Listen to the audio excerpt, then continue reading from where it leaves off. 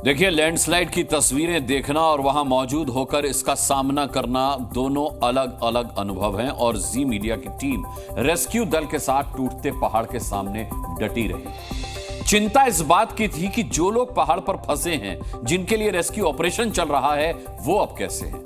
Landslide के बीच वो कहां हैं? देखिए सोनप्रयाग से जी मीडिया रिपोर्टर सुरेंद्र डसीला की ये अगली रिपोर्ट।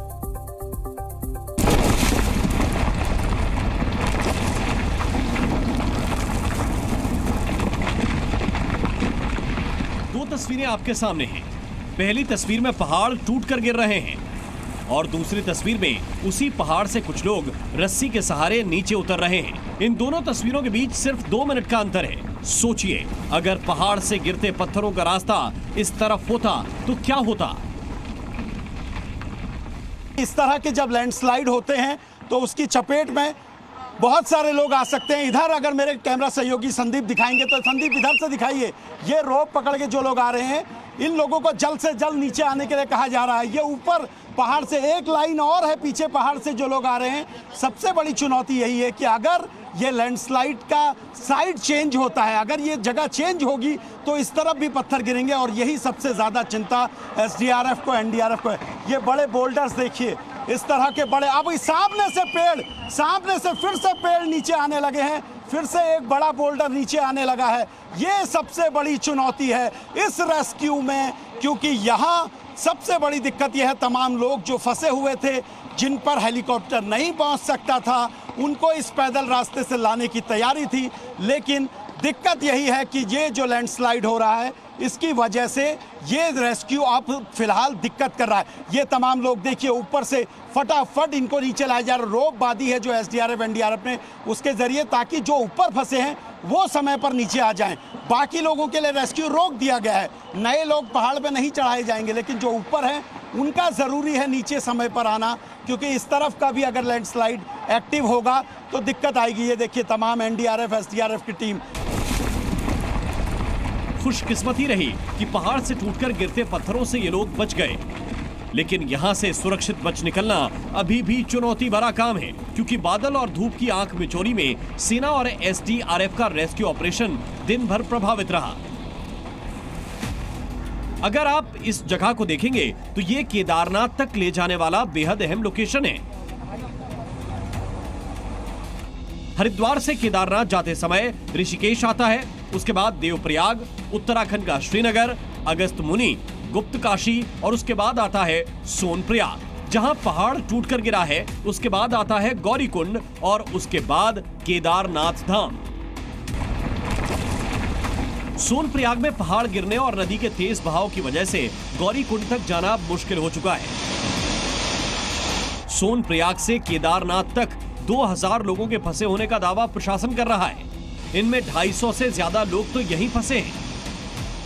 मैं सोनप्रयाग की तमाम वो तस्वीरें आपको दिखा रहा हूं, जो टीमें रेस्क्यू कर रही हैं उनके लिए मुश्किल कितनी बड़ी है। ये वो रास्ता है जो सीधे गौरीकुंड को जोड़ता था, यहां से लोग जाते थे। ये रास्ता परसों की बारिश के बाद पूरी तरीके से खत्म हो गया, लैंडस्लाइड हो गया। अब दूसरी ओर 250 से ज्यादा लोग हैं जिनको रेस्क्यू किया जाना है। लोग ऐसे हैं जो जिद करते हुए नीचे से जाना चाहते हैं, नदी का बहाव बहुत ज्यादा है। उसके बाद पुलिस और एसडीआरएफ उनको दोबारा से वापस भेजती है। कहां से आए आप लोग? कब से फंसे हुए हो? ये तमाम लोग फंसे हुए हैं। देखिए वहां एसडीआरएफ एनडीआरएफ भी है, लेकिन लोग वो चाहते हैं कि उनका रेस्क्यू आज ही हो जाए, लेकिन जो पत्थर गिर रहे हैं उसकी वजह से दिक्कत आ रही है। कुछ लोग नदी की ओर हैं। ये नदी से दूर हट जाओ, नदी से दूर हट जाओ, ऊपर से पत्थर गिर रहे हैं। अब देखिए ड्रोन के जरिए रेस्क्यू को गति दी जाएगी। इस ड्रोन के जरिए देखा जा रहा है कि लैंडस्लाइड किस तरह से एक्टिव होगा, और ये अब ड्रोन भेजा जा रहा है। इससे 2 चीज़ें होंगी, एक तो नदी की ओर का आपको पूरा व्यू मिल पाएगा, और दूसरा जहां से लैंडस्लाइड हो रहा है उस ओर से आपको पता चल पाएगा कि ऊपर कितने बड़े बोल्डर हैं, कितना बड़ा खतरा यहाँ पर मौजूद है।